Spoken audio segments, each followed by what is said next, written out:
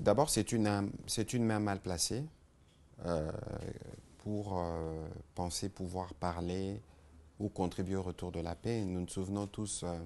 des déclarations qui ont été tenues par le président Mbeki, des déclarations malheureuses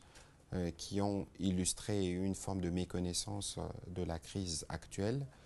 Quoi qu'il en soit, c'est une initiative informelle qui ne peut nullement nous intéresser, en ce sens aussi, en plus, que nous sommes déjà engagés dans un processus bilatéral avec le Rwanda à Washington, dans un processus avec les supplétifs, notamment dans ce qui s'est fait à Doha. Mais vous avez aussi vu que, à la suite de la rencontre que le président de la République avait initiée avec d'abord dans les cadres de consultation nationale, mais aussi les discussions qu'il avait eues avec les CC-Senko, les autres confessions religieuses. Toutes les confessions religieuses se sont mises ensemble et ils ont proposé une feuille de route qui n'est plus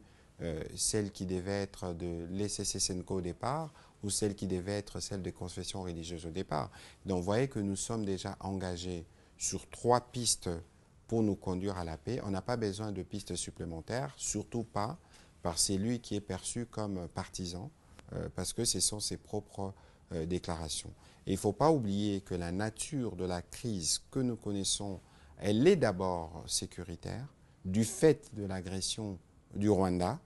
et que cela est bien pris en charge par les processus de Washington et de Doha. En interne, vous avez vu que dans les derniers gouvernements qui est sorti, il y a déjà eu un début d'ouverture à ceux qui étaient dans l'opposition ou dans la société civile, mais qu'il y a d'autres démarches qui sont en cours et donc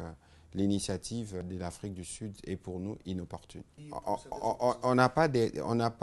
on va pas verser dans des soupçons sur les calculs qui sont le sien, mais nous connaissons ses positions qu'il a clairement exprimées. Je ne voudrais pas les rappeler ici. Et cette attitude n'est pas de nature à contribuer pour le retour de la paix, parce que lorsque déjà on fait mal les diagnostics ou on prend fait et cause pour ceux qui ont tué par milliers,